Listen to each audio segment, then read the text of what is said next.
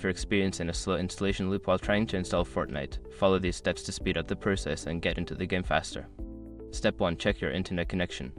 Ensure that your internet connection is stable and fast. A wired connection is often more reliable than Wi-Fi. You can run a speed test to confirm your download speed is sufficient for gaming.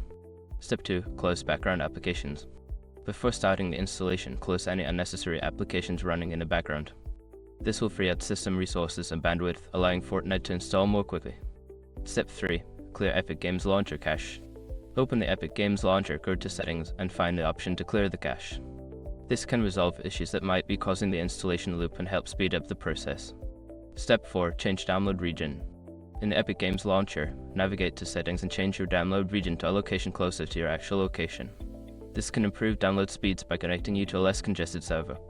Step 5. Reinstall Epic Games Launcher. If the installation loop persists, consider uninstalling and then reinstalling the Epic Games Launcher. This can fix any corrupted files that may be causing the issue and provide a fresh start for your Fortnite installation. By following these steps, you should be able to speed up the installation process and enjoy Fortnite without delays.